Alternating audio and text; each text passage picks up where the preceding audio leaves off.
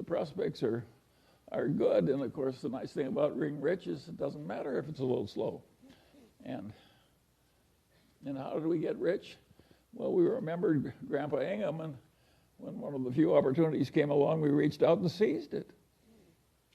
Think of how your life works. In my life, to give another example, the Mungers would have twice the assets they now have if I hadn't made one mistake of omission back in the 1970s. And really stupid. And I blew an opportunity that would have doubled my present net worth. That is a normal life. You get one or two. And how things work out, it's the basis. We all know people that are out married, their spouses are so much better. Think what a good decision that was for them. And what a lucky decision, way more important than money. And a lot of them did it when they were young, they stumbled into it. Now, you don't have to stumble into it. You can be very careful. A lot of people are wearing signs, danger, danger, do not touch, and people just charge right ahead. That's a mistake. Well, you can laugh, but it's still a horrible mistake. And it's been fun for the people on this board to know one another and work on these oddball things and to handle life's vicissitudes. Of course, it's very peculiar that we're so old. I mean, imagine a place where Gary Wilcox is one of the young men. And his wife is still a golf champion, but that's not because she's good when she's old.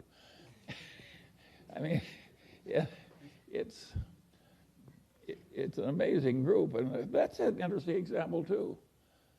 Imagine being as old and as impaired as I am and having a pretty good time. How does that happen? Well, that is another story. I can tell a couple of other stories, too, because you like stories. Here's an apocryphal story that is very instructive. A young man comes to visit Mozart. And he says, Mozart, I want to write symphonies. And Mozart says, how old are you? And the man says, I'm 23. And Mozart says, you're too young to write symphonies. And he says, but Mozart, he says, you were writing symphonies when you were 10 years old. And Mozart says, yes, but I wasn't asking other people how to do it. Now there's another Mozart story. Here's the greatest musical talent maybe that ever lived. And what was his life like? Well, he was bitterly unhappy and he died young. That's the life of Mozart. What the hell did Mozart do to screw it up?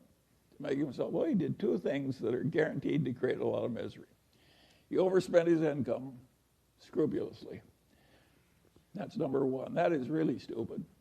And the other thing was he was full of jealousies and resentments. If you'll overspend your income and be full of jealousy and resentments, you can have a lousy, unhappy life and die young. All you've got to do is learn from Mozart. You can also learn from that young man who was asking Mozart how to write symphony. The truth of the matter is that not everybody can learn everything. Some people are way the hell better. And of course, no matter how hard you try, there's always some guy that achieves more, some guy or gal. And my attitude is, so what? Does any of us need to be the very top of the whole world? It's ridiculous. And another thing that people do that I regard as amazing is they build these enormous mausoleums. I think they figure they want people to walk by that mausoleum and say, gosh, I wish I were in there.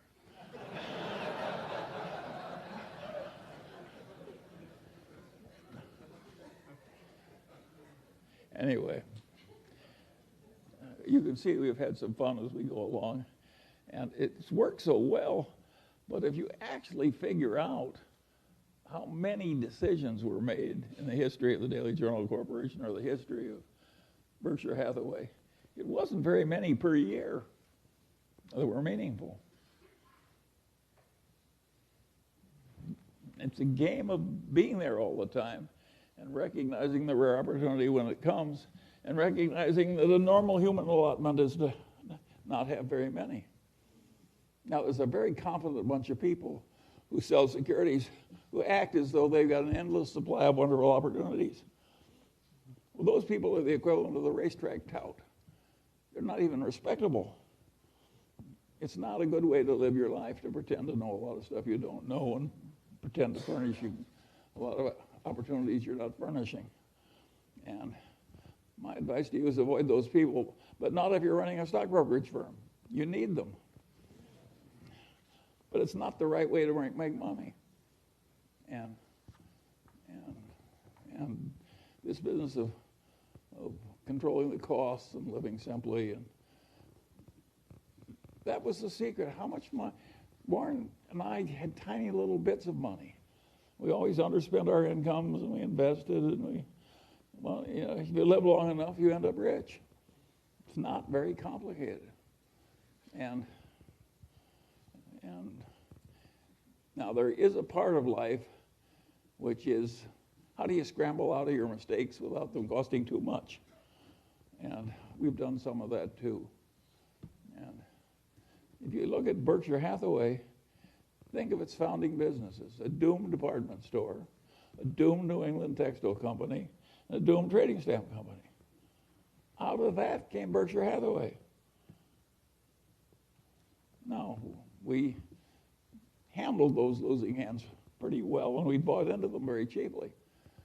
But of course, the success came from changing our ways and getting into the better businesses. And it isn't that we were so good at doing things that were difficult.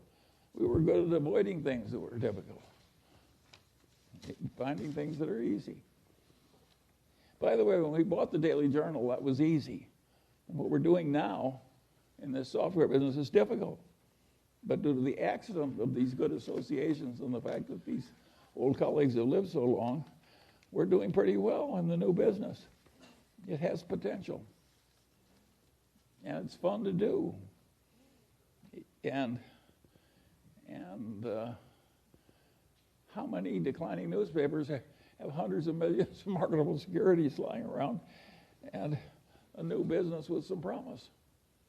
We're like the last of the Mohicans. It's for Jerry. Oh, he's giving it to somebody important. Well, I'll take some questions now.